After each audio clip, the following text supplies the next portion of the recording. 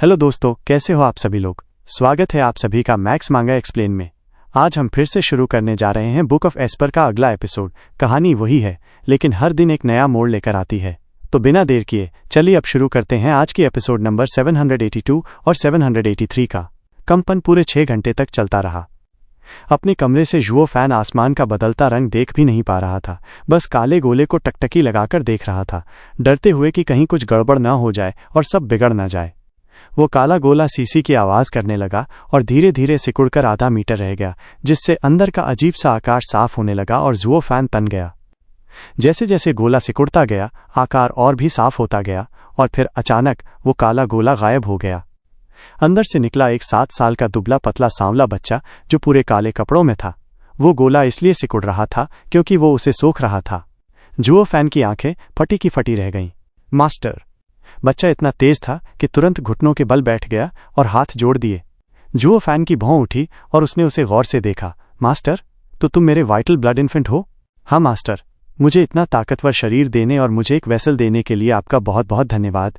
5 sacred weapons के मिलने के बाद मैं सॉवरेन वेपन बन गया और सॉवरेन वेपन इंसानी रूप ले सकते हैं।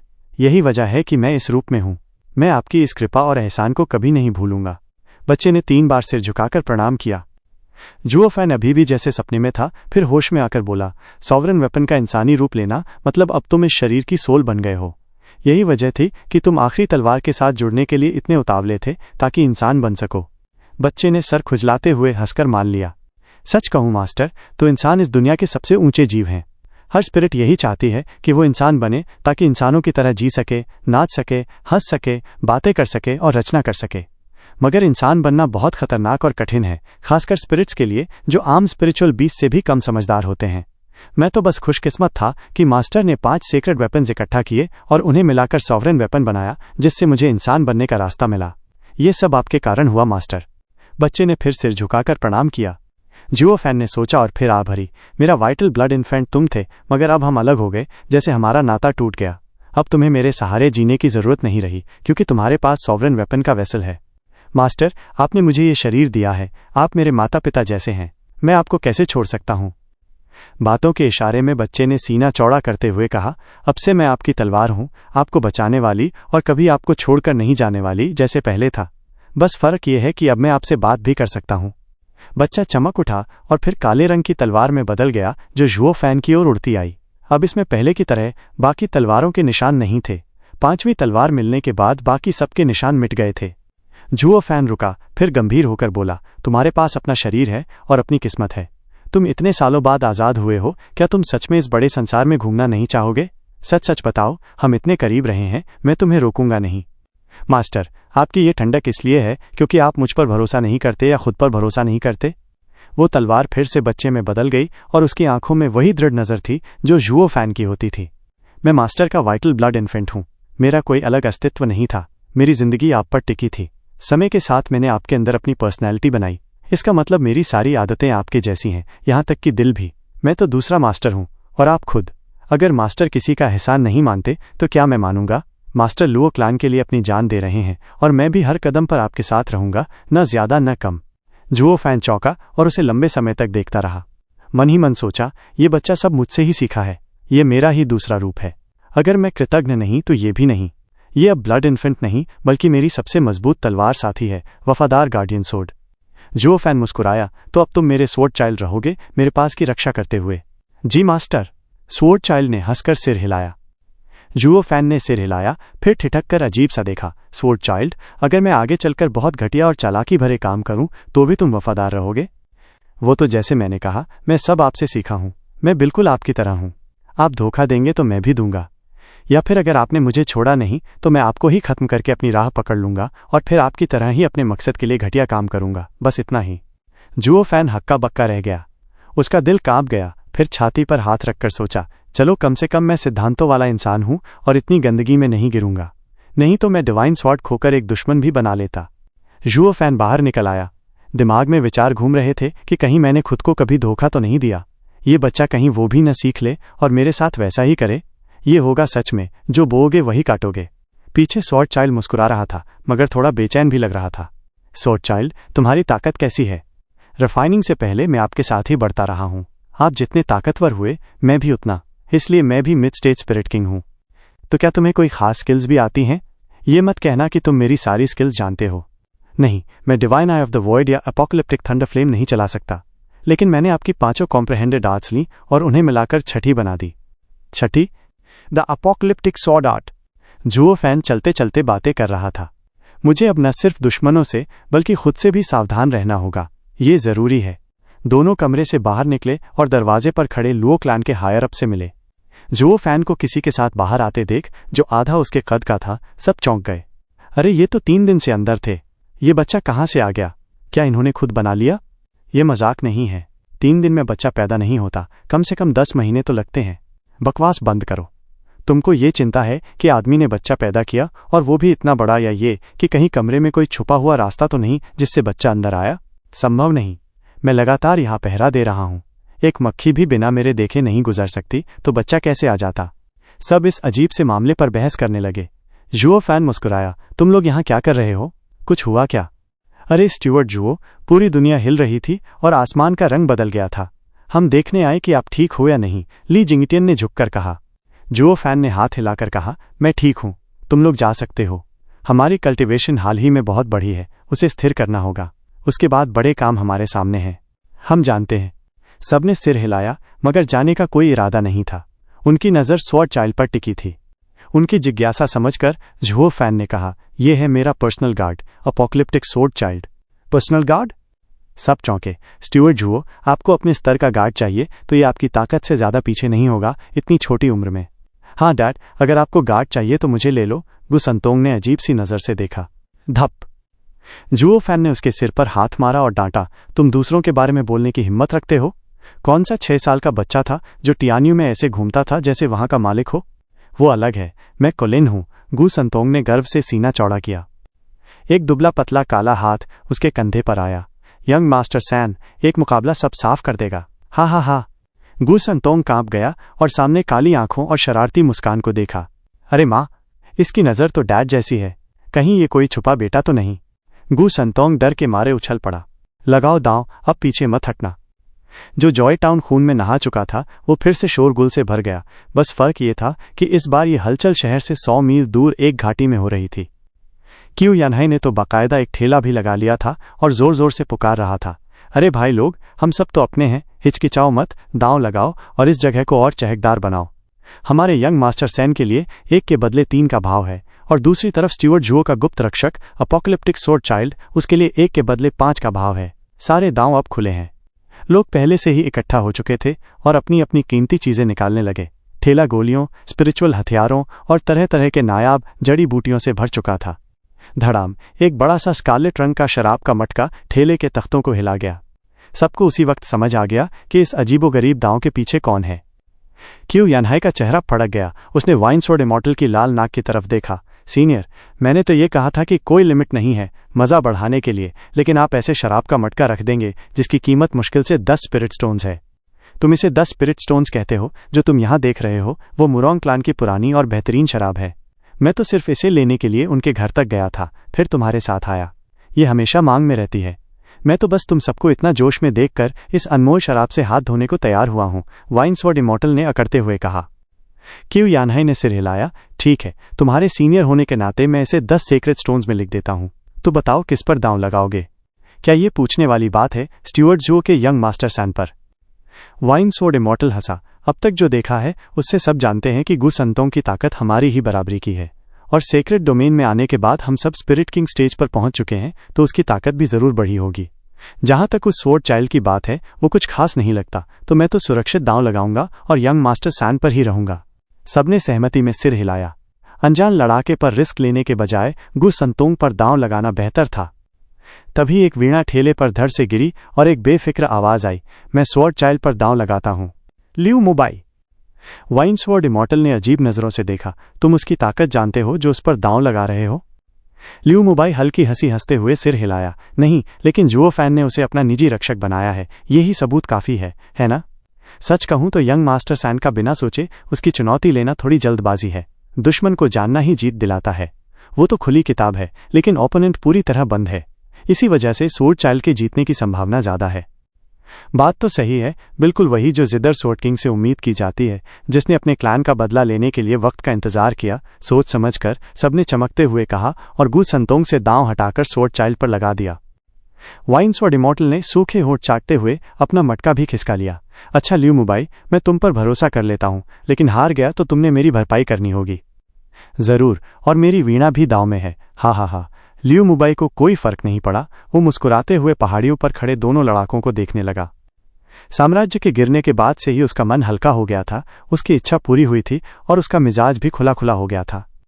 जहां चारों तरफ शोर मचा था, उसी ओर झुओ फैन, लुओ युनहाई और बाकी लोग एक पहाड़ी पर खड़े उन दोनों को देख रहे थे जिनके भीतर लड़ने की आग धधक रही थी। लुओ युनहाई ने पूछा, बड़े भाई झुओ, ये स्वॉर्ड चाइल्ड कौन है? क्या वो सांजी से भिड़ सकता है? हाँ, कर सकता है, झुओ फैन ने कहा। यंग सांजी सीक्रेट डोमेन में आने के बाद शुरुआती स्पिरिट किंग बना है, लेकिन स्वॉर्ड चाइल्ड मेरी डेमोनिक तलवार का रूप है जिसमें मेरी आधी ताकत है। सच कहूं तो उसमें मेरी सारी ताकत है, बस मेरी आंखों को छोड़कर। वो यंग सांजी से पीछे नहीं रहेगा। सब चौंक गए। वो वही डिवाइन तलवार है। हाँ, और क्योंकि वो इंसान नहीं बल्कि तलवार की आत्मा है, हम उसकी कल्टिवेशन नहीं देख सकते। झुओ फैन ने सिर हिलाया। उसकी माने तो वो भी मेरी तरह मध्यम स्तर का स्पिरिट किंग है। ताकत कैसी है ये तो देखना होगा। यंग सांजी को लड़ने देना सबसे सही मौका है। बाकी ने सिर हिलाया। कियाओर ने दुखी नजरों से गू संतोंग की तरफ देखा। भाई जरा संभलना, ये बच्चा पिता की तलवार है, इंसान नहीं। एक डिवाइन तलवार और सेक्रेट बीस्ट की लड़ाई आसान नहीं होगी। गू संतोंग को ओपोनेंट की असलियत का बिल्कुल अंदाजा नहीं था। उसने बस उसकी कम उम्र देखकर सोच लिया कि वो अभी कच्चा है। अगर सेक्रेट बीस्ट है तो उसकी ये शक्ल बताती है कि वो अभी जवान नहीं हुआ, और अगर इंसान है तो फिर वो एकदम कमजोर है। तो उसने अकड़ कर कहा, बच्चे, हम एक ही तरफ हैं, इसलिए मैं तुम्हें मौका दे रहा हूं कि पीछे हट जाओ। मैं इसे तुम्हारे खिलाफ नहीं मानूंगा, न ही तुम्हें तंग करूंगा, बस पिता के खातिर। यंग सांजी, तुम हमेशा की तरह घमंडी हो। स्वॉर्ड चाइल्ड मुस्कुराया। सेक्रेट बीस्ट होकर भी अब सेक्रेट डोमेन में हो और अभी किशोर हो। यहां बहुत लोग हैं जो तुम्हें मार सकते हैं। मैं तो बस पिता की मदद करते हुए तुम्हें एक चेतावनी दे रहा हूं, ताकि अगली बार बाहर जाओ तो थोड़ा सावधान रहो और अपनी जान न गंवाओ। गू संतोंग कांप गया और उसे अजीब नजरों से देखने लगा। क्या ये सच में पिता का बेटा है? इसकी बोली, अंदाज, घमंड सब बिल्कुल वैसे ही हैं।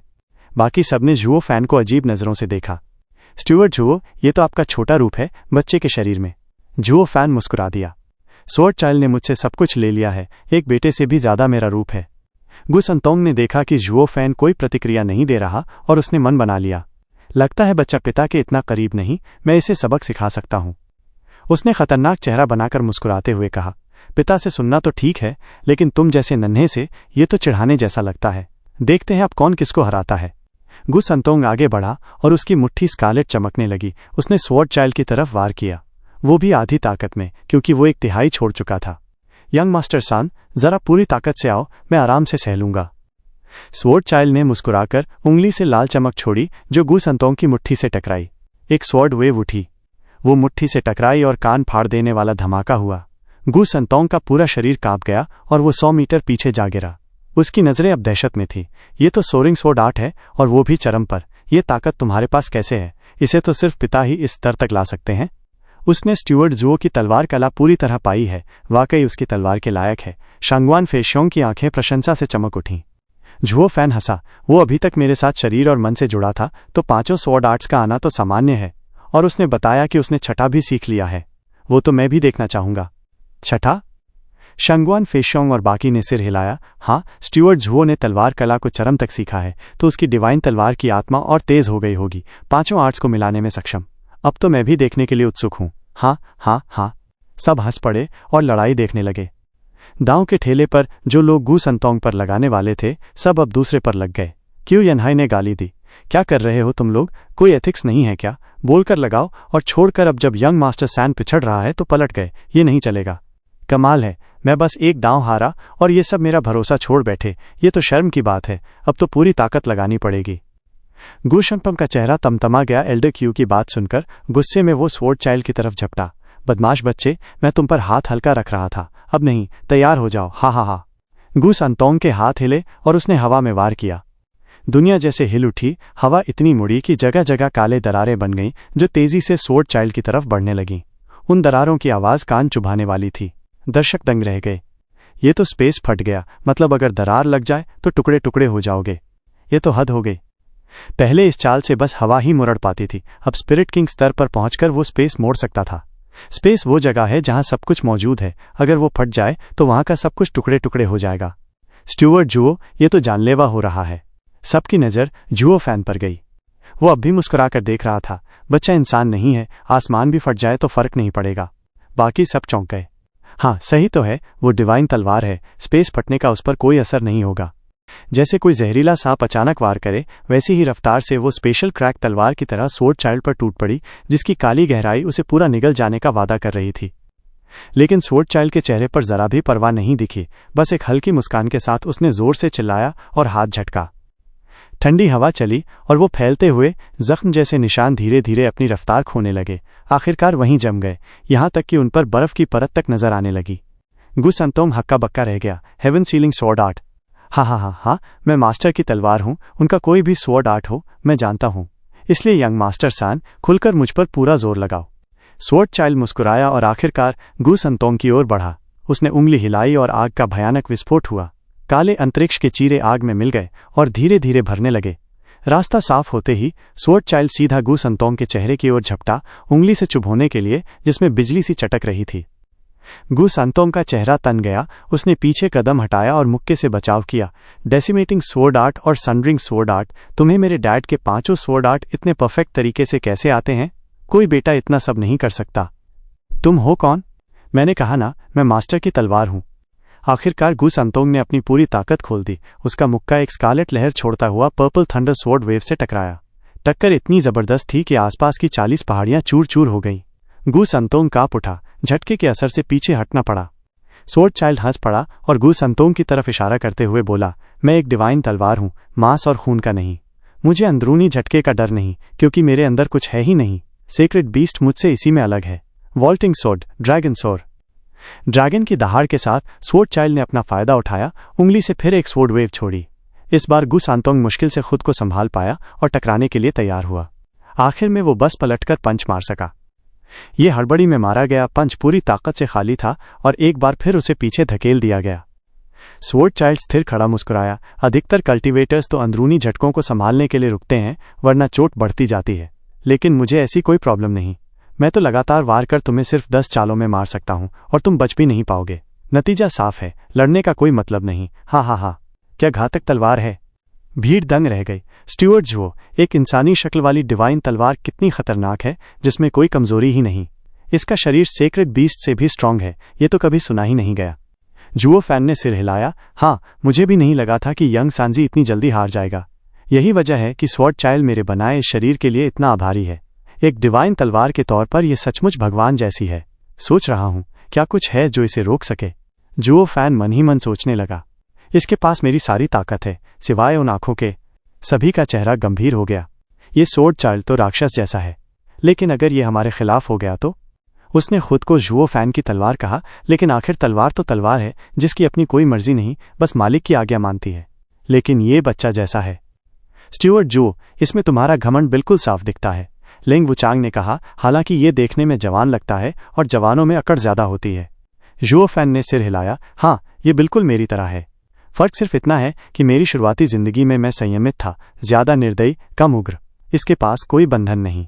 ये मेरा दूसरा रूप है, लेकिन हम शायद अलग राह चलेंगे और इसे देखरेख की जरूरत होगी। कमाल स्टुअर्ट जुओ, लिंग वुचांग ने सिर हिलाया। जुओ फैन की आंखें ठंडी हो गईं। वो लड़ाई पर नजर जमाए रहा। गु संतोंग इतना दबा हुआ था कि अब फटने ही वाला था। उसने दहाड़ मारी और लाल चमक के साथ 300 मीटर ऊंचे किलिन की आकृति आसमान में उभर आई, जिसकी दहाड़ ने धरती आसमान हिला दिया। सभी स्पिरिट किंग्स के दिल जोर से धड़कने लगे। लगता है यंग मास्टर सान अब पूरी ताकत लगाएगा, जिससे सब कुछ हिल जाएगा। क्या स्वॉर्ड चाइल्ड इसे झेल पाएगा? मैं तो इस शराब के मटके की बाजी यंग मास्टर सान पर लगाता हूं। वाइन स्वॉर्ड इमॉर्टल भी चौंक गया और तुरंत अपनी बाजी बदल ली। बाकी कई लोग भी उसके साथ हो गए। बस ल्यू मुबाई और कुछ लोग शांत थे। वाइन स्वॉर्ड इमॉर्टल, तुम्हें पछताना पड़ेगा। स्वॉर्ड चाइल्ड का चेहरा देखो। वाइन स्वॉर्ड इमॉर्टल ने पलटकर देखा और तभी नोटिस किया कि गु संतोंग के गुस्से और दहाड़ के बावजूद स्वॉर्ड चाइल्ड की आंखों में बस तिरस्कार है। यंग मास्टर सान, जब तुम्हें मदद का मतलब नहीं समझ आता तो मेरे पास कोई चारा नहीं। स्वॉर्ड चाइल्ड की आंखें चमक उठीं और उसने उंगली उठाई। एक काली ताकत इकट्ठी होने लगी। तुमने पूरी ताकत लगाई, तो अब मेरी छठी स्वॉर्ड आर्ट देखो, अपोकलिप्टिक स्वॉर्ड की ताकत। गू शंतोंग के गर्वीले चेहरे पर हलचल आ गई। वो इस खुले ताने को बर्दाश्त नहीं कर पाया। उसने दहाड़ लगाई और अपनी ताकत बढ़ाकर दोनों मुट्ठियों से पंच मारा। निकम्मे बच्चे, ये चख अपहीवल, एक सोरेंग किलिन की ताकत। कान फाड़ने वाली दहाड़ गूंजी। किलिन की आकृति ने मुंह खोला और सीधे स्वॉर्ड चाइल्ड की ओर टूटा। उसकी आंखों में दुनिया जला देने वाली आग थी। आजा। स्वॉर्ड चाइल्ड मुस्कुराया। काला स्वॉर्ड वेव तैयार था। उसने वार किया। यह हैरत की बात थी कि वार इतना साधारण दिखा जैसे हवा की हल्की लहर, लेकिन ये स्वॉर्ड वेव अपने रास्ते में आने वाली हर चीज, यहां तक कि धूल को भी मिटा देता था। ये लहर देखने में कमजोर लग रही थी, लेकिन जिसने भी देखा उसके दिल में डर बैठ गया। खतरा सिर्फ बड़े धमाकेदार हमलों से नहीं होता, बल्कि उन खामोश वारों से भी जो जान ले लें और निशान तक न छोड़ें। जुओ फैन 2 सेकंड के लिए हक्का बक्का रह गया, फिर समझ गया कि दोनों के बीच की ताकत में कितना अंतर है। स्वॉर्ड चाइल्ड, इसे अभी रोक दो। लेकिन अब बहुत देर हो चुकी थी। काला स्वॉर्ड वेव यंग सैनजी के किलिन रूप तक पहुंच गया, लेकिन कोई धमाका नहीं हुआ, यहां तक कि एक चिंगारी भी नहीं। वो काली लहर उसके आर पार निकल गई, जिससे किलिन की आकृति एक पल को रुकी और फिर इस दुनिया से गायब हो गई। यंग सांजी ने खून उगला, चेहरा पीला पड़ गया और वो काली लहर मौत लेकर उसकी तरफ बढ़ रही थी। यंग सांजी घबरा गया, सब घबरा गए। ये तो मौत है। स्वॉर्ड चाइल्ड, सुनाई नहीं दे रहा? मैंने कहा, रुक जाओ। जुओ फैन गुस्से से चिल्लाया। स्वॉर्ड चाइल्ड की भौं हल्की सी हिली और उसने सामने के डरते हुए चेहरे को देखकर क्रूर मुस्कान दी। रुकने का कोई इरादा नहीं। अचानक जगह जगह की हवा विकृत होने लगी और इसका केंद्र था स्वॉर्ड चाइल्ड। उसने पीछे मुड़कर जुओ फैन की ओर देखा, लेकिन वहां ठंडी नजर और उसके दाहिने आंख में 7 सुनहरे घेरे चमक रहे थे। मास्टर, मत। Divine eye of the void 7th stage void seal. Zhuo Fan बुदबुदाया। जगह सिकुड़ गई। स्वॉर्ड चाइल्ड का शरीर कांप गया, उसकी आंखें खाली हो गईं और वो गिर पड़ा। वो फिर से एक काली तलवार में बदल गया, जिसकी रोशनी फीकी थी। इसमें अब जिंदा होने का कोई निशान नहीं था। काला स्वॉर्ड वेव भी समय पर खत्म हो गया, जिससे गू संतोंग ने राहत की सांस ली कि उसकी जान बच गई। ये वार भी डैड के अपोकलिप्टिक थंडर फ्लेम से कम नहीं। जुओ फैन धीरे धीरे अपोकलिप्टिक सोर्ड के पास गया और उसे उठाते हुए लंबी सांस ली। तुम सच में मैं ही हो, लेकिन सिर्फ मेरा जवान वाला रूप, जो जिद्दी, घमंडी और परेशान करने वाला था। हा, बेवकूफ लड़के, तुम्हें लगा सॉवरेन वेपन का शरीर होने से मैं तुम्हारा कुछ नहीं बिगाड़ सकता। 5 डिवाइन सोर्ड्स को divine eye of the void ने प्रभावित किया था, और ये रूप भी कोई अलग नहीं है। इस बात पर अच्छे से सोचो। जुओ फैन ने एक मुहर बनाई और वो डेमोनिक स्वॉर्ड उसके शरीर में समा गई। और तुम छोटे संजी, हमेशा याद रखो कि तुमसे ऊपर भी कोई होता है। ये तुम्हारे लिए सबक रहेगा। जुओ फैन ने गू संतोंग की तरफ बढ़ते हुए चेतावनी दी। गू संतोंग ने सिर झुका लिया और भारी आवाज में बोला, पता है डैड, मैं अब इतना घमंडी नहीं बनूंगा। तुम ये 100 बार बोल चुके हो, इस बार मैं क्यों मानूं? हाँ, जितना भुगतोगे उतना सीखोगे। जुओ फैन ने सिर हिलाया। बाकी लोग पास आकर झुक गए। स्टीवर्ड जुओ, स्वॉर्ड चाइल्ड का क्या होगा? वो तो बड़ा ही बेकाबू है। मैं संभाल लूंगा, फिक्र मत करो। जुओ फैन ने सबको तसल्ली दी। इन कुछ दिनों की शांति में हमने सेक्रेट डोमेन में एक अस्थायी ठिकाना ढूंढ लिया है, लेकिन बड़ा बनने के लिए हमें पहले 8 एम्परर्स में से एक को गिराना होगा। इसीलिए मैं सेक्रेट डोमेन की मौजूदा स्थिति देखने जा रहा हूं, ताकि कोई अनजान चीज ना रह जाए। मेरे संदेश का इंतजार करना और तैयार रहना। अकेले जाना खतरनाक नहीं होगा। हाँ, मैं भी तुम्हारे साथ चलता हूं, लुओ युनचांग ने कहा, और बाली यूयू भी आगे बढ़ी। जुओ फैन ने सबको शांत किया। ठीक है, सेक्रेट डोमेन मेरी दुनिया है, इसे मैं तुम सबसे बेहतर जानता हूं। मेरे पास इतनी ताकत है कि अगर किसी एम्परर से भी टकराऊं तो सर्वाइव कर सकूं। निश्चिंत रहो, मैं ठीक रहूंगा। शुआंगर, जरा इधर आना। बाकी सबके शांत होने के बाद जुओ फैन ने यूं शुआंग को बुलाया और धीरे से पूछा, जो काम मैंने तुम्हें दिया था वो पूरा हुआ? क्या तुमने उसका पता लगा लिया? यून शुआंग की भौं हल्की सी कांपी। किसी वजह से मैं सिस्टर चिंग चिंग की किस्मत नहीं देख पा रही, ठीक वैसे ही जैसे तुम्हारी। पेट्रियार्क ने कहा था कि तुमने कुछ खो दिया है। क्या तुमने वो उसे दे दिया? क्या वो किसी की किस्मत छुपा सकता है? Sovereign path? जुओ फैन ने आंखें सिकोड़कर गंभीरता से पूछा, और मैं उसे कैसे ढूंढूं? बिना कोई सुराग के इतने बड़े सेक्रेट डोमेन में कहां से शुरू करूं? शुआंग ने होठ काटे। माफ करना, मैं मदद नहीं कर पा रही, लेकिन क्या तुम ही उसे ढूंढ सकते हो? मैं? मुझे तो सितारे पढ़ना आता भी नहीं। क्या पेट्रियार्क ने तुम्हें कुछ दिया था? वो तुम्हें उस चीज या इंसान तक ले जाएगा जिसे तुम ढूंढना चाहते हो। पेट्रियार्क ने यह भी कहा था कि जिसे तुम ढूंढ रहे हो वो तुम्हारा है। तुम दोनों एक दूसरे की तरफ खिंचोगे। उस चीज का इस्तेमाल करके तुम उसे और सिस्टर चिंग चिंग को पा सकते हो। जुओ फैन ने कुछ सोचा और सिर हिलाया। समझ गया, सॉवरेन यून ने मुझे ये काला गोला इसी काम के लिए दिया था, लेकिन इसे इस्तेमाल कैसे करूं? खुद सोचो। मुझे तो नहीं पता। यू शुआंग ने कंधे उचकाए। जुओ फैन ने लंबी सांस लेकर सिर हिलाया। आंखों में दृढ़ता चमकी। कोशिश करता हूं। अब मुझे यहाँ से निकलना होगा ताकि स्वॉर्ड चाइल्ड का डर कम हो जाए, और उस लड़के को भी थोड़ी तमीज़ सिखानी है। जुओ फैन ने सबको झुककर सलाम किया और चला गया। बाकियों ने भी आदर से विदा दी। बस एक लाल नाक वाला बूढ़ा अपनी शराब की मटकी छोड़ने को तैयार नहीं था। जैसे उसके माँ बाप मर गए हों वैसे रो रहा था। मेरी प्यारी शराब, मैं तुम्हें कभी नहीं छोड़ सकता। मैं कैसे सोच भी सकता था कि गू संतोंग पर दांव लगाना सही होगा। सीनियर, दांव लगाना एक धंधा है। तुमने गलत बाजी लगाई, इसमें मैं कुछ नहीं कर सकता। अब छोड़ दो। वाइन स्वॉर्ड इमॉर्टल बच्चों की तरह रो रहा था और कियो यानहाई उसकी मटकी छुड़ाने की कोशिश कर रहा था, लेकिन कल्टीवेशन के फर्क से उसकी मेहनत बेकार रही। जुओ फैन का चेहरा हल्का फड़क गया और उसने दोनों बूढ़ों को लंबी नज़र से देखा। मैंने क्या सोचकर इन्हें साथ ले लिया था। जुओ फैन बाकी सबके साथ विदा लेकर आगे बढ़ गया। थोड़ा दूर जाकर उसने एक सुनसान गुफा देखी। वहां जाकर छुपाने वाला अरे लगाया और सोवरेन यून का काला गोला निकाला। सीक्रेट डोमेन की स्थिति देखना बस एक बहाना था। असली मकसद था छू किंगचेंग को ढूंढना। वो ये बात अपने साथियों को नहीं बता सकता था, क्योंकि वो तो उसके साथ नए संसार में बसने आए थे, न कि उसकी औरत को ढूंढने। उनके नेता को कैसे इतना छोटा और गैर जिम्मेदार काम करते देखा जा सकता है। अगर उन्हें पता चलता कि वो तो बस मौज करने निकला है, तो वो भी अपने अपने रास्ते निकल जाते। एक सच्चे नेता को हमेशा न्याय और बड़े दिल का एहसास कराना चाहिए। जहां तक फैमिली और निजी काम की बात है, वो तो बंद दरवाजों के पीछे होते हैं। हे। काला गोला हाथ में लेकर जुओ फैन ने गहराई से देखा। चिंगचेंग, तुम कहाँ हो और इस चीज को शुरू कैसे करते हैं?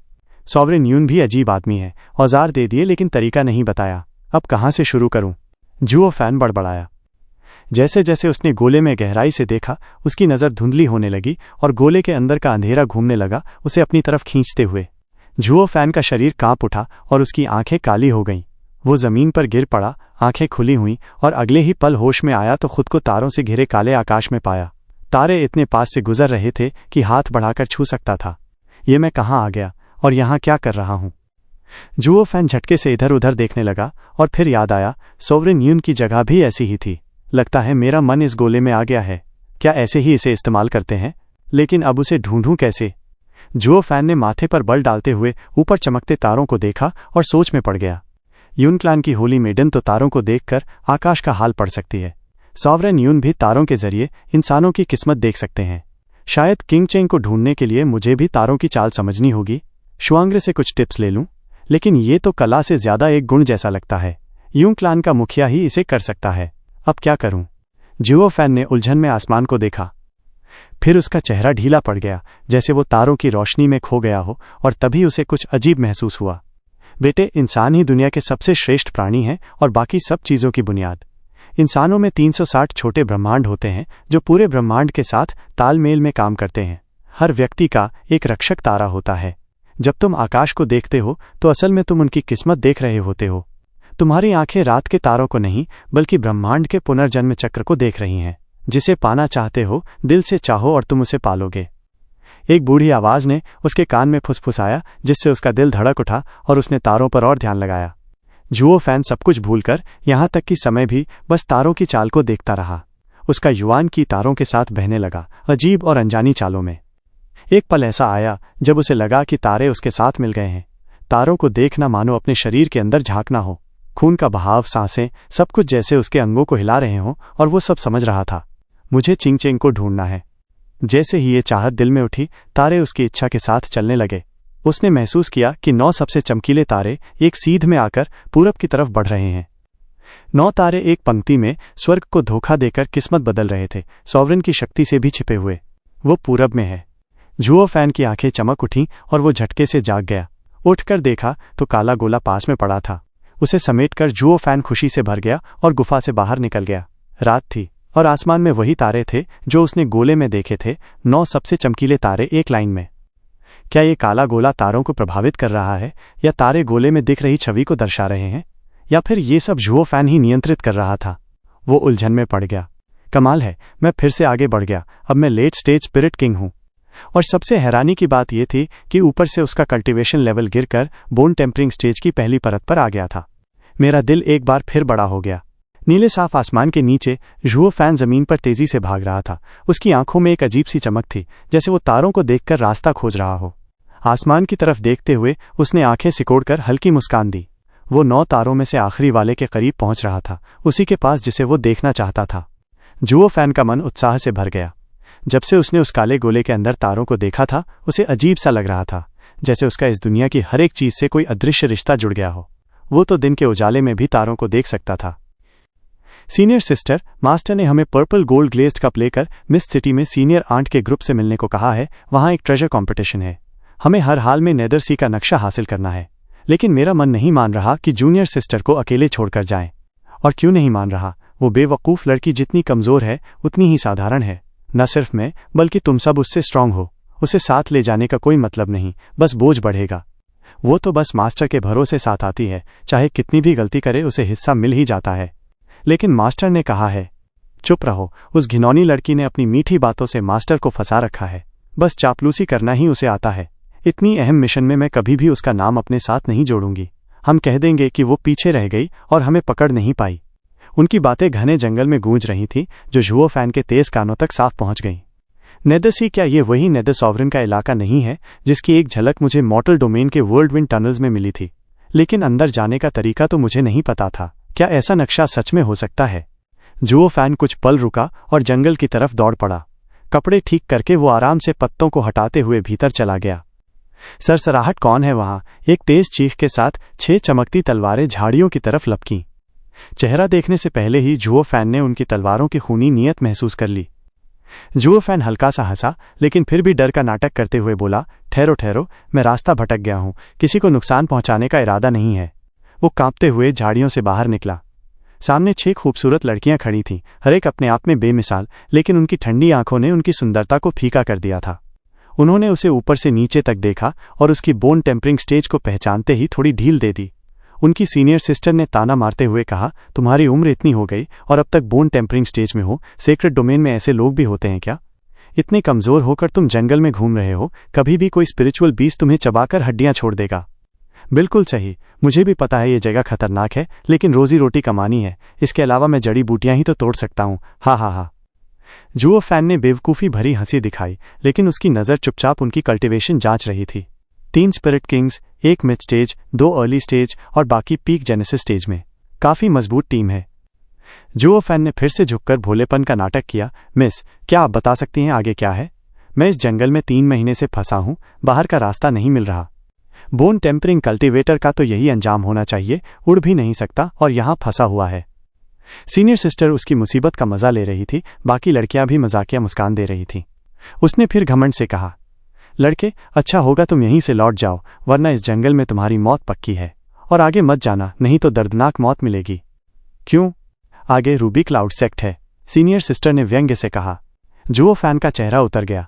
मुझे लग रहा था ये जगह जानी पहचानी है। निकला रूबी क्लाउड सेक्ट के पास। मैं इतने महीने से 9 तारों का पीछा करता आया हूं, रास्ते में जगहों पर ध्यान ही नहीं दिया, बस अपनी पत्नी को ढूंढने में लगा रहा। उसकी हालत देखे बिना या शायद उसे नज़रअंदाज करते हुए सीनियर सिस्टर ने भौं तानी और फिर से अहंकार से बोली, तुमने भी सुना होगा मेरे सेक्ट के नियम। कोई मर्द अगर बिना बुलाया आया तो उसकी मौत से भी बुरी हालत होती है। स्पिरिचुअल बीस्ट के मुंह में मरना तो उसके आगे स्वर्ग है। समझदार बनो और भागो। अरे मुझे पता नहीं है क्या, उन बूढ़ी औरतों की कहानियां कौन नहीं जानता। जुओ फैन अंदर ही अंदर हंसा, बाहर अजीब सी मुस्कान दी। तो क्या आप सब रूबी क्लाउड सेक्ट की डिसाइपल हैं? हाँ। डर गए क्या? छहों ने गर्व से सीना फुला लिया, आंखों में नफरत भरी थी। हम मिशन पर हैं और समय कम है, फिर भी तुम्हारे जैसे किसी को देख रहे हैं, ये तुम्हारे लिए सम्मान है। अगर तुम हमारे मास्टर से मिले होते, हे। तलवार की टंकार जुओ फैन की मुस्कान और फैल गई। उसने मुट्ठी भींची। अगर मैं सच में तुम्हारे मास्टर से मिला होता तो हालत वाकई बुरी होती, जहां तक तुम्हारा सवाल है। उसकी किली नाम से ठंडी लहर उठी। सीनियर सिस्टर, ठहरी। एक नरम आवाज आई और करीब 20 साल की सफेद कपड़े पहने लड़की हांफती हुई उनके पास आई। बस एक और लाश, जुओ फैन ने मन ही मन सोचा। बाकियां झुंझला गई। ये लड़की हमारे पीछे कैसे आ गई? भूत से भी बुरी है। सीनियर सिस्टर, वो लड़की हंसते हुए लीडर के पास आ गई। आपने मेरा इंतजार क्यों नहीं किया? मैं तो बड़ी मुश्किल से पहुंची।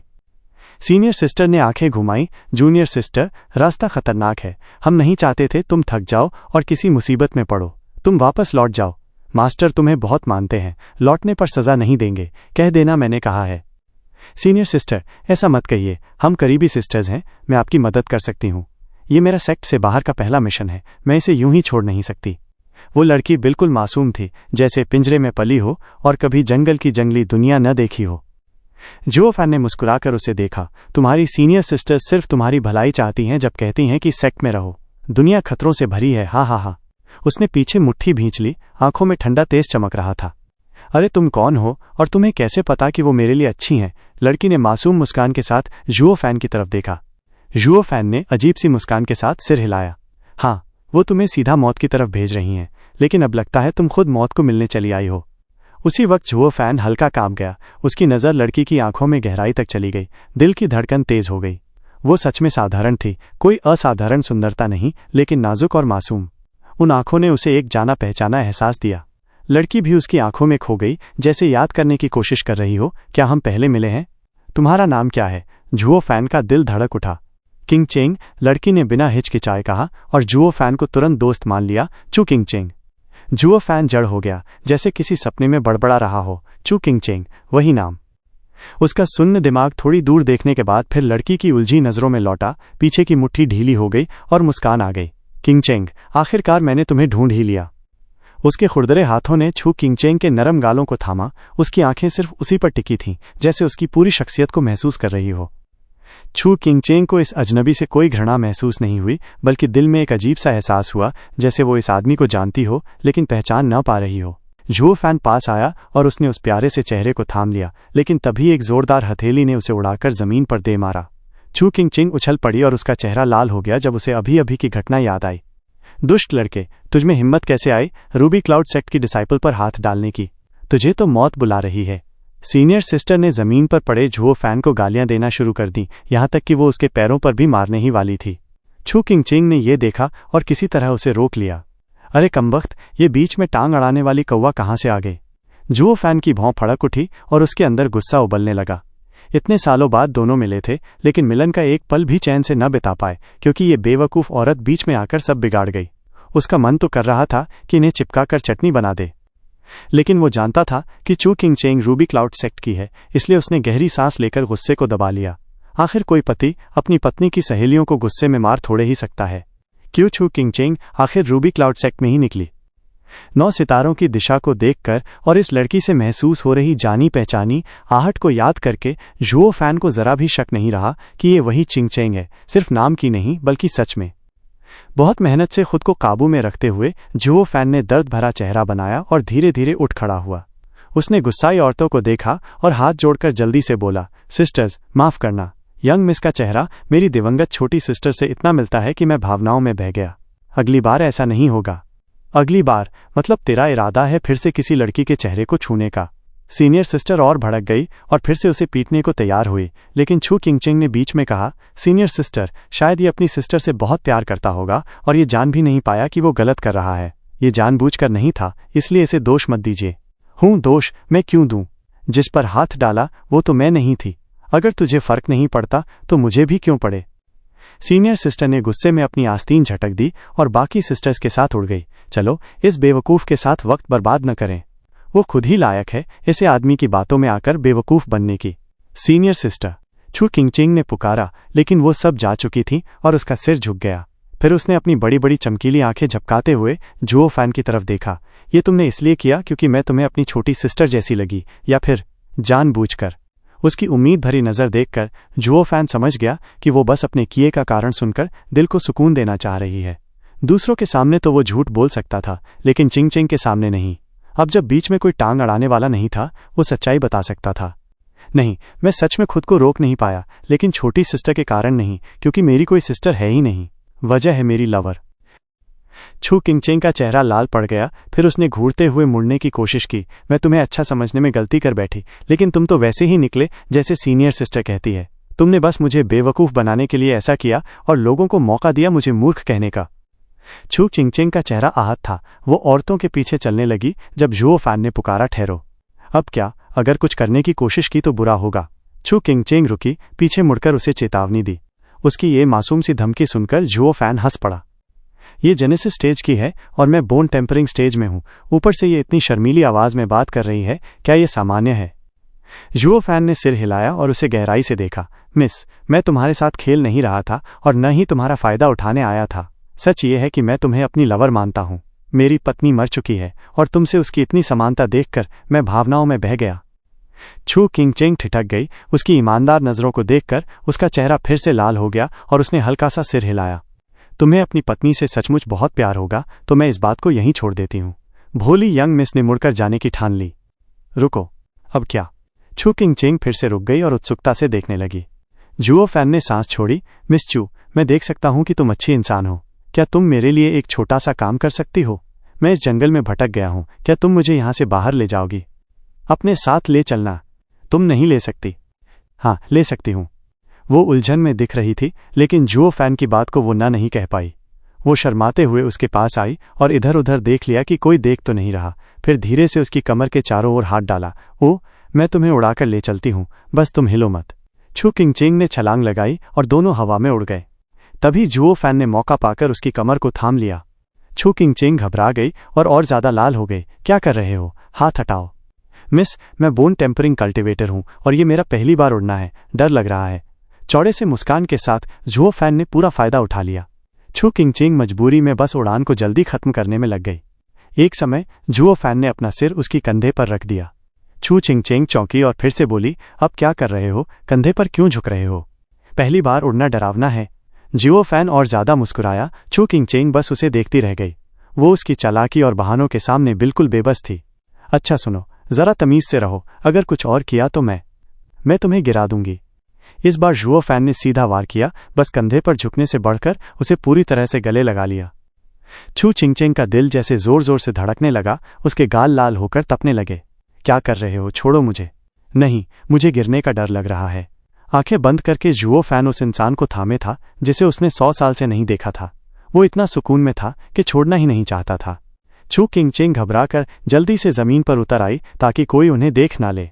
वो अपनी सीनियर सिस्टर्स को ये हालत कभी नहीं दिखा सकती थी। ये तो बहुत शर्मनाक था।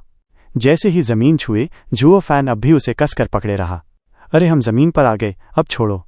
नहीं, तुम झूठ बोल रही हो, हम अभी भी हवा में हैं और मैं बेवकूफ नहीं बनूंगा। अब तक की सबसे ढीठ औरतों को परेशान करने वाला आदमी छू किंगचेंग के सामने था, जो हर चाल चलकर उससे चिपका हुआ था। छू किंगचेंग ने आंखें सिकोड़ते हुए गुस्से से उसे जोर से झटक दिया, जिससे वो धड़ाम से गिर पड़ा। तुमने इस बार सच में फायदा उठाया और ऊपर से मुझसे झूठ भी बोला, यंग मिस चू। जुओ फैन ने अपने कपड़े झाड़े और मुस्कुराकर बोला, जवाब देने से पहले तुम मेरे 2 सवालों का जवाब दो।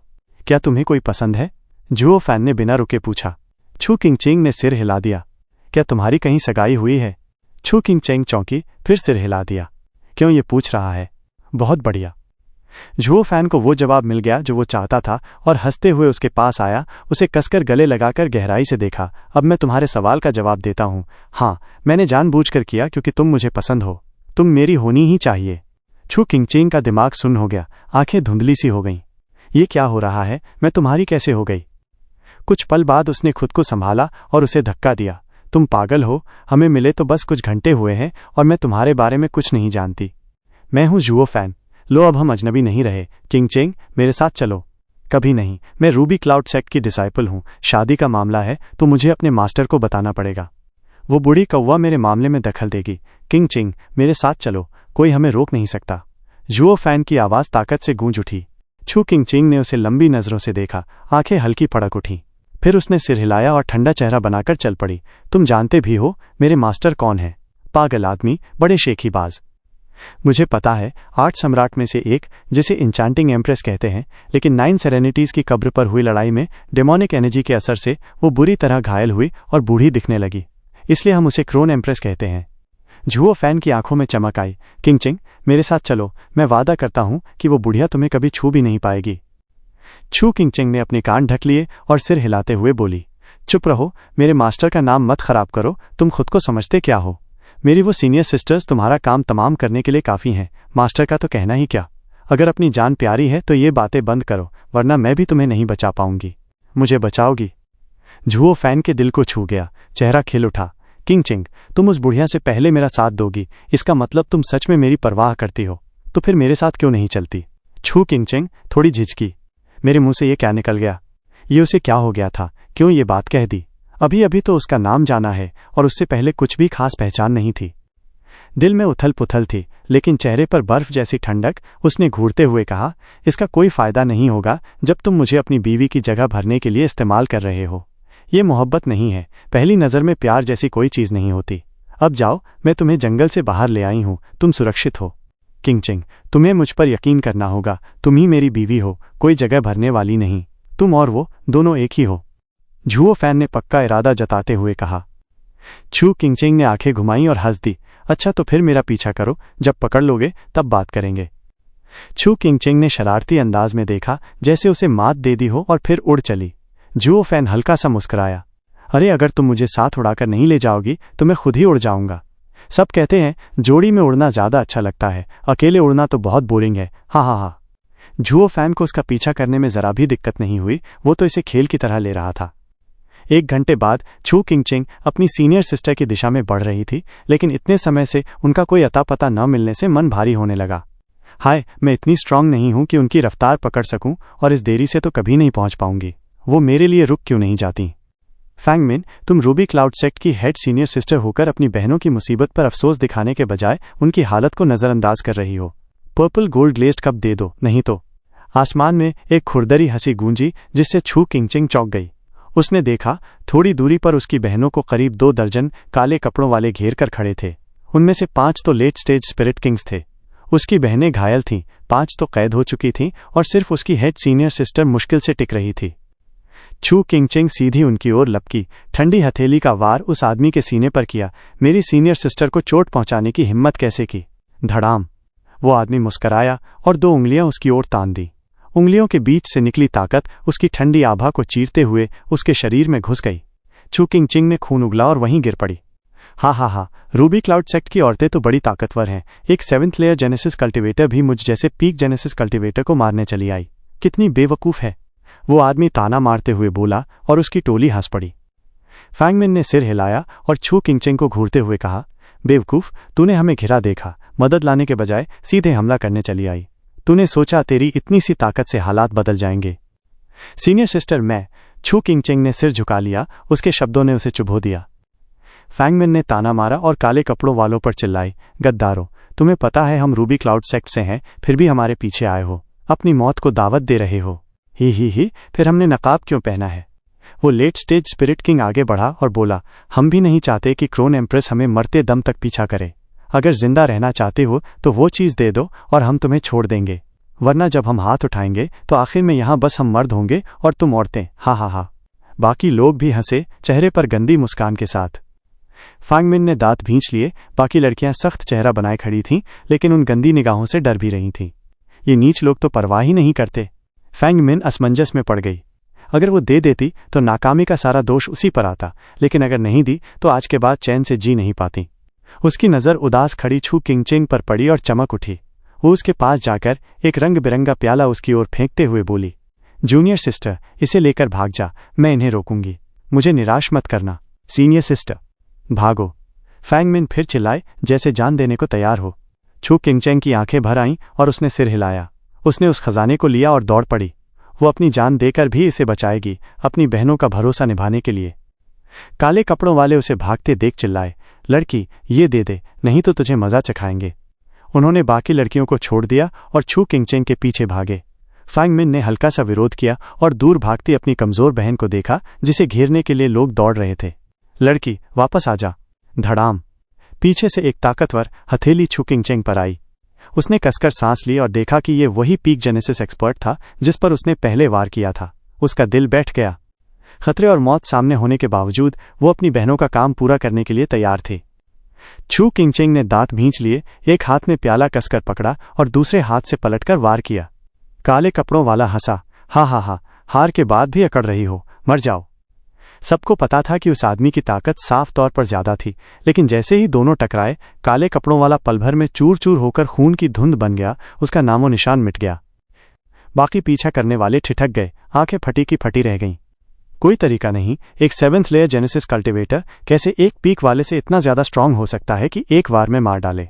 फिर शुरुआत में वो घायल क्यों हुई थी? क्या हमें फंसाने के लिए? रूबी क्लाउड सेक्ट की डिसाइपल्स ने भी आंखें झपकाईं, जैसे यकीन ही न हो। वो अपनी छोटी जूनियर सिस्टर की ताकत अच्छी तरह जानती थी, जो बिल्कुल भी इतनी नहीं थी। वो आदमी पीक जेनेसिस एक्सपर्ट था, बस स्पिरिट किंग से थोड़ा कम। सबने उसके वार खाए थे, लेकिन अब सब हैरान थे, यहां तक कि छू किंगचिंग भी, जो अपनी हथेली और खून की धुंध को देखकर दंग रह गई। क्या मेरी हथेली इतनी स्ट्रांग थी? ऐसा तो पहले कभी नहीं हुआ। किसी ने ध्यान नहीं दिया कि झाड़ियों में एक साया छिपा खड़ा था, देख रहा था। उसकी एक आंख खास थी जिसमें 8 सुनहरे घेरे चमक रहे थे। Divine eye of the void 8 stage blink. Zhuo Fan बुदबुदाया और उंगलियां समेट लीं। उसके होठों पर ठंडी मुस्कान थी। वार को जगह में भेजना ओपोनेंट के सामने उसके प्रतिक्रिया देने से पहले यह स्पिरिट किंग की स्पेशल कंट्रोल स्किल के बराबर है जो किसी को भी चौंका दे। हा हा हा। झुओ फैन ने हैरान फैंग मिन की ओर देखा। चेहरा सख्त था। ये औरत जानती थी कि किंगचेंग इनसे नहीं निपट सकती, फिर भी खजाना उसके हवाले करके खुद रोकने का नाटक किया। कितना घटिया दिल है। उसने अपनी जान बचाने और नाकामी का दोष टालने के लिए किंगचेंग को बलि का बकरा बना दिया। मेरी बीवी से खिलवाड़ करने का मतलब है मौत। किंगचेंग भले अभी मासूम फूल जैसी लगे, लेकिन उसका आदमी कभी भी यूं नजरअंदाज नहीं करेगा। लड़की, तुमने तो मुझसे बहुत कुछ छुपा रखा था। हालात की सच्चाई समझ में आते ही काले कपड़ों में एक बूढ़ा आदमी आगे बढ़ा और अपना खतरनाक दबदबा छोड़ते हुए बोला, मैंने कभी नहीं सोचा था कि मुझे कुछ घटिया लड़कियों से भिड़ना पड़ेगा। अब वक्त आ गया है कि तुम भी मेरे भाई का साथ दो। उसने हाथ उठाया और छू किंगचेंग के चारों ओर की हवा टेढ़ी हो गई। छू किंगचेंग घबरा कर बोली, एक स्पिरिट किंग। मैं भले ही शुरुआत के स्टेज पर हूं, लेकिन स्पिरिट किंग हूं। तुम्हारे जैसे 7वें स्तर के जेनेसिस कल्टीवेटर के लिए इतना काफी है। तुम जितनी भी ताकत छिपा लो, स्पिरिट किंग की ताकत को छू नहीं सकती। हा हा हा। उसकी आंखों में घमंड साफ झलक रहा था। छू किंगचेंग का चेहरा सख्त हो गया, दिल बैठ गया। उसने 12वीं ग्रेड की स्पिरिचुअल सोर्ड निकाल ली और चारों तरफ हर हलचल पर नजर रखने लगी, लेकिन हाथों में हल्का सा कंपन उसके बेचैन मन को जाहिर कर रहा था।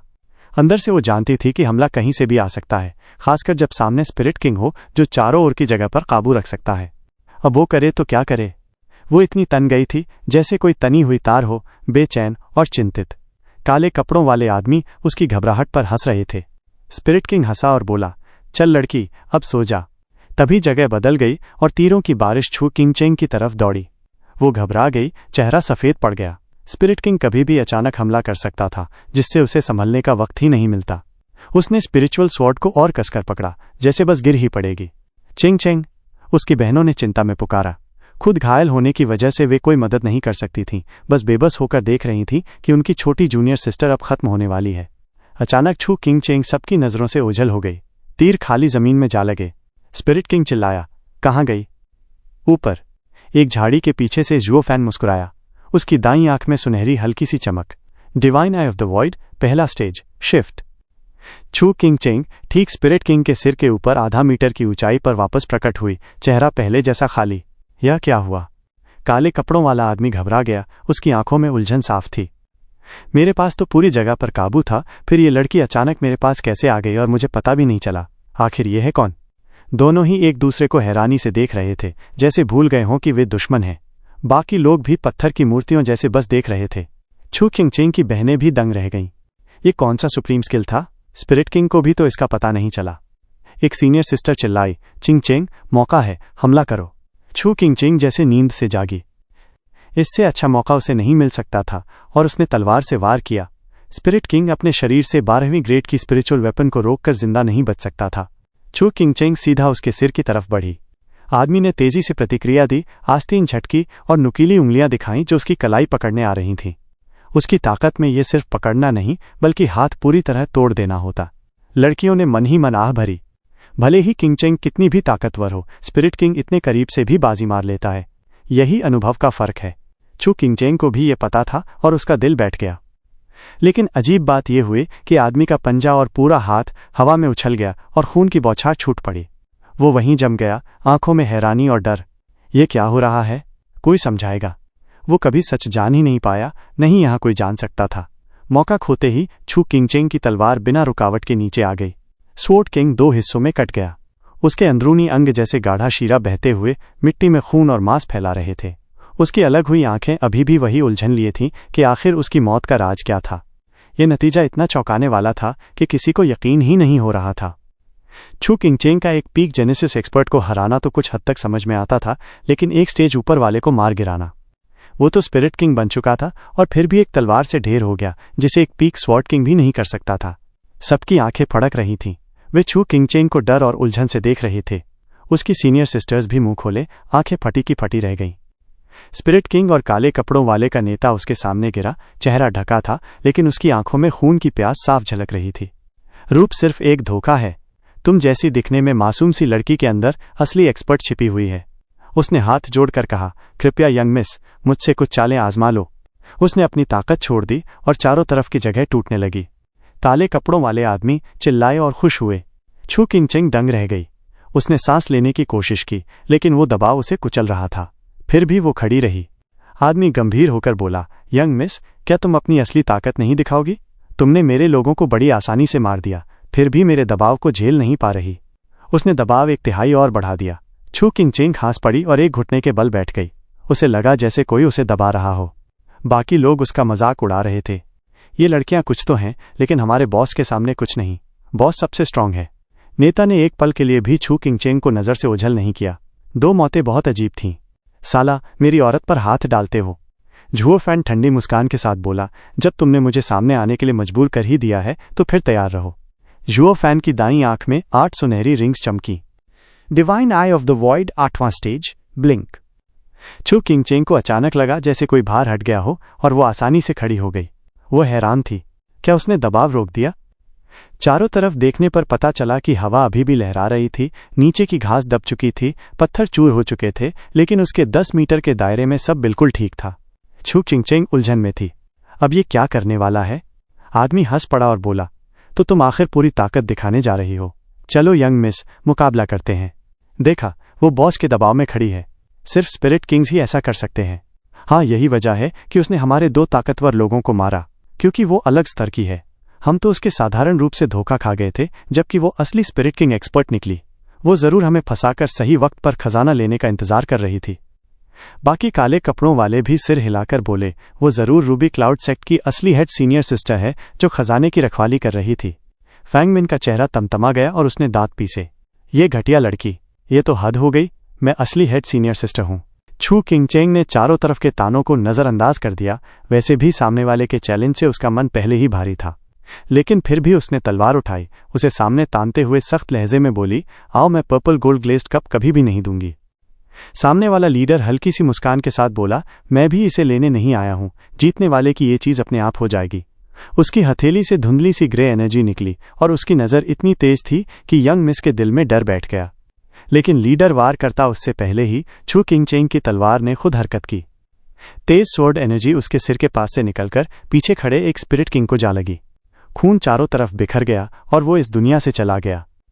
लीडर वहीं जड़ हो गया, जैसे छू किंगचेंग को कोई इंसान नहीं बल्कि कोई ऐसी रहस्यमयी मखलूक समझ रहा हो जिसे समझना उसके बस में नहीं। वार बस 1 इंच दूर से उसके सिर को चीरते हुए उसके भाई को ले गया, और अगर थोड़ा भी इधर उधर होता तो वो खुद मर चुका होता। लीडर पसीने में भीग गया और देखा कि यंग मिस खुद इस नज़ारे पर हैरान खड़ी है। तलवार अपने आप चल रही थी। फिर से तलवार हरकत में आई और एक और स्वॉर्ड वेव उसके सिर के पास से गुजरी, पीछे खड़े एक और स्पिरिट किंग को खून की धुंध में बदलते हुए। बाकी सब डर के मारे पीछे हट गए। छू किंगचेंग को डेविल की तरह देखने लगे। तलवार का बस एक झटका किसी को भी ढेर कर देता। इतनी सधी और खतरनाक मार किसी पुराने कातिल की होती है। और सबसे बड़ी बात, वो लीडर को सामने रखकर बाकी सबको मार रही थी, जैसे उसका मजाक उड़ा रही हो। लीडर के गाल से खून की एक पतली सी धार बह रही थी और अब वो छू किंगचेंग को सिर्फ डर के साथ देख रहा था। उसने इतनी तेज तलवार कभी नहीं देखी थी। ये लड़की मासूम तो बिल्कुल नहीं थी। वार में निर्दयता साफ झलक रही थी। तुम आखिर हो कौन? लीडर की आवाज कांप रही थी और छू किंगचेंग ने बिना किसी भाव के परंपरानुसार हाथ जोड़कर जवाब दिया, मैं रूबी क्लाउड सेक्ट की 362वीं पीढ़ी की डिसाइपल छू किंगचेंग हूं। और आप कौन? 362वीं? सबसे छोटी। लेकिन तुम्हारे पास ये ताकत और हुनर कहां से आया? लीडर जवाब नहीं पा सका। तभी उसने देखा कि छू किंगचेंग के पीछे एक काली परछाई थी जिसे वो अब तक नोटिस ही नहीं कर पाया था। उस परछाई से निकलने वाली ताकत ने उसके घुटनों को कमजोर कर दिया और वो लड़खड़ा गया। उसने जल्दी से हाथ जोड़ दिए, मैं मिस की ताकत को मानता हूं, अगर किस्मत रही तो फिर मुलाकात होगी। चलो। लीडर सबसे पहले भागा, उसके पीछे बाकी सब। साथियों ने भी सोचा कि बॉस ने लड़ने से ज्यादा भागना सही समझा, तो ये लड़की वाकई खतरनाक है।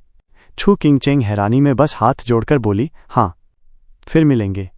लेकिन तभी उसने सुना, क्या फिर मिलेंगे? तुम लड़ाई करने आई हो तो जिंदा जाने का सोचो मत।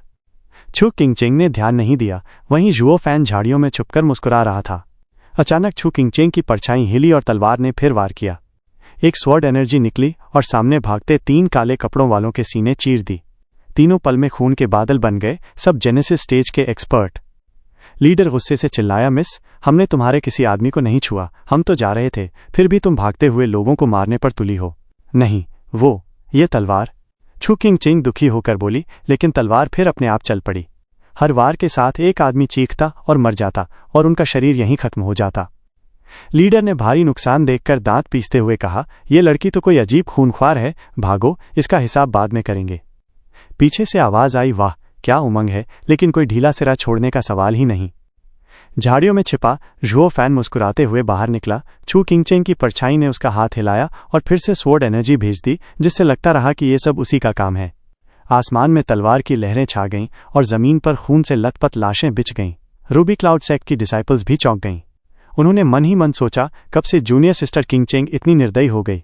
छू किंगचेंग जमीन पर बैठी रोते हुए बोली, बस करो प्लीज बस करो। जुओ फैन ने झाड़ियों से कहा, नहीं किंगचेंग, तुम्हारे लिए इसे यहीं खत्म कर रहा हूं। छू किंगचेंग ने तलवार को दोनों हाथों से पकड़ा और बोली, अभी बंद करो वरना मैं अपनी मेरिडियंस तोड़ दूंगी, बिना मेरे युआन क्यूई के तुम कुछ नहीं कर पाओगे। जुओ फैन ने आ भरते हुए कहा, ठीक है, अगर ये तुम्हें खुश करेगा तो। छू किंगचेंग की परछाई थम गई और तलवार की लहर रुक गई। अब सिर्फ 3 आदमी बचे थे, जिसमें लीडर भी था। उन्होंने पीछे मुड़कर छू किंगचेंग को देखा और जान बचाकर भाग खड़े हुए। वो आए थे आसान काम समझकर, लेकिन लगभग सारे आदमी खोकर लौटे।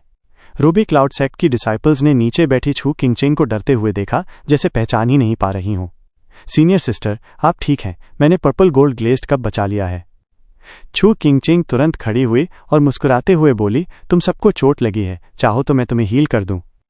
फैंग मिन ने कप खींच लिया और ताने में बोली, छोटी जूनियर सिस्टर, तुम तो हमेशा चुप रहती थी, लेकिन आज सब दिखा दिया। तुम्हारे बिना हम मर चुके होते, हम सब कितने बेकार हैं जो तुम्हारी प्रोटेक्शन में बचे। सीनियर सिस्टर, ऐसा मत कहो, ये मेरा फर्ज है, लेकिन आप खुश क्यों नहीं कि हमने ये मुसीबत पार कर ली। फैंग मिन ने तिरस्कार से हंसकर कहा, ओह मैं तो बहुत खुश हूं तुम्हारे शानदार भविष्य के लिए। तुमने अकेले ही 2 दर्जन लोगों को खत्म कर दिया, और वो भी इतने स्पिरिट किंग जिससे हम सब कमजोर लगने लगे। लेकिन जूनियर सिस्टर, तुम इतनी निर्दयी कब से हो गई कि बिना वजह लोगों को मारने लगी। हम सबने देखा वो जा रहे थे, फिर भी तुमने उनका पीछा किया। अगर मुझे न पता होता तो मैं कहती कि तुम रूबी क्लाउड सेक्ट की नहीं, डेविल माउंटेन की हो। सीनियर सिस्टर, मैंने सच में नहीं चाहा था कि वो मरे। ये तलवार अपने आप चली, बड़ा मजाक है। फैंग मिन ने तंज कसते हुए कहा, चलो सिस्टर्स, आगे बढ़ते हैं। अब हमें छोटी जूनियर सिस्टर की चिंता नहीं करनी, इसके पास तो अपनी ऑल माइटी डिवाइन तलवार है, हमारी मदद की कोई जरूरत नहीं। फैंग मिन सबसे पहले उड़ गई, बाकी ने दवाई खाई और छू किंगचेंग को डर भरी नजरों से देखकर उसके पीछे चल दिए। छू किंगचेंग अकेली रह गई, अपने तलवार को देखती हुए, मन में मिश्रित भावनाओं के साथ। उसे तलवार पसंद भी आई कि उसने उसकी और सीनियर सिस्टर्स की जान बचाई, लेकिन नापसंद भी कि इसने उसे अपने सीनियर से अलग कर दिया। लेकिन ये तलवार नहीं, बल्कि एक आदमी था जो झाड़ियों में छुपा डरावनी मुस्कान लिए बैठा था। तो गाइस, इसी के साथ आज का एपिसोड यहीं पर खत्म होता है। अगर आपको कहानी पसंद आया हो तो एक प्यारा सा कमेंट और वीडियो को लाइक जरूर कर देना। और हाँ, सब्सक्राइब करके जुड़ जाओ मैक्स मांगा एक्सप्लेन से। बेल आइकन भी ऑन कर लेना ताकि कोई भी अपडेट मिस ना हो। कल फिर मिलेंगे अगले एपिसोड के साथ, तब तक के लिए अपना ख्याल रखना। जय हिंद।